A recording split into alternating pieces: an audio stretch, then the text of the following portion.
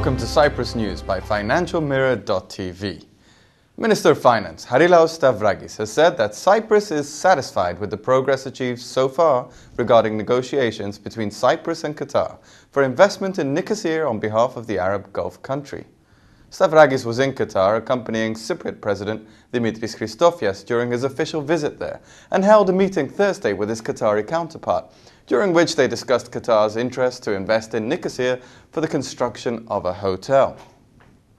The legislation guaranteeing bank deposits up to €100,000 has cleared the last hurdle and after approval by the Cabinet this week will be tabled before Parliament for urgent approval. Under the proposed bill, the guarantee on all bank deposits placed with Cyprus banks will be increased from €20,000 to €100,000 indefinitely per account per bank in any currency. The scheme also applies to the cooperative credit societies as well as non-resident deposits in foreign currency.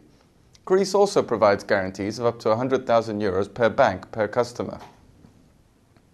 Total deposits placed with Cyprus banks increased 10% to €57 billion in March. Total loans, meanwhile, increased 27% to reach €55 billion in March, according to the Central Bank of Cyprus monthly monetary survey.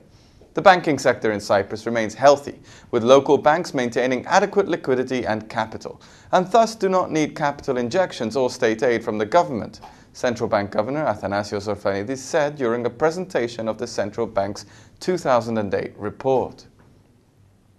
The European Commission expects economic growth in Cyprus to slow significantly in 2009, but still remain in positive territory. Cyprus' GDP growth is expected at 0.3% in 2009 and 0.7% in 2010.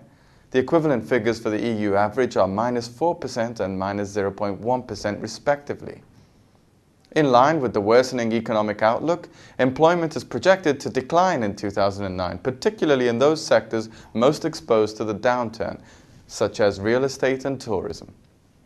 Inflation is projected to slow even lower to 1.1% in 2009.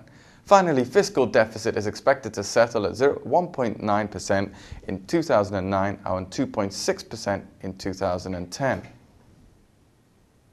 Credit card spending fell in the first 4 months of 2009, according to data from the credit card clearinghouse JCC Payment Systems. Local plastic card use by Cyprus residents fell by 1% to €603 million in January-April, having risen by 16% for the whole of 2008. However, one glimmer of hope was that the fall was less steep in April than in March. In April alone, sales fell year-on-year by 3% to €144 million, compared to a fall of 7% in March. By contrast, expenditure by Cyprus residents abroad is still rising, with €326 million spent abroad in the first quarter, a rise of 12%. Turkish Cypriots spent €5 million using credit and debit cards in the southern part of Cyprus during the first 4 months of the year, according to JCC data. The most popular item was supermarkets, followed by clothing and DIY. Meanwhile, in January to April, Greek Cypriots spent €2.2 million with plastic in the occupied areas, most of it on entertainment and hotels. Cypriot businesses are facing the world economic crisis with reserved optimism, confidence and realism, according to a Cyprus-wide survey commissioned by PricewaterhouseCoopers. The survey took place in February and March and asked the opinions of 49 largest Cypriot businesses and 220 small to medium-sized enterprises, said Phidias Pilidis, Chief Executive Officer of PwC. 19% of the large businesses expressed great optimism for their business during the crisis, while 65% are quite optimistic. Among the SMEs, 13% were very optimistic and 53% quite optimistic.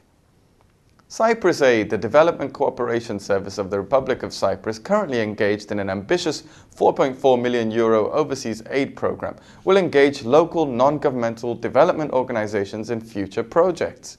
Dr. Andreas Moleskis, the energetic permanent secretary of the Planning Bureau, who has been appointed to head the Cyprus EU Presidency Office in preparation for when Nicosia will take over the EU presidency in July 2012, told the Financial Mirror in an interview that it is their intention to engage Cyprus NGOs that will have the ability to participate, design and implement development projects in the future. Dr. Moleski said that the involvement of Cypriot civil society in development cooperation is vital, as it will serve our long-term vision of implementing development projects abroad without necessarily depending on cooperation with a foreign partner. Thanks for watching Cyprus News by FinancialMirror.tv.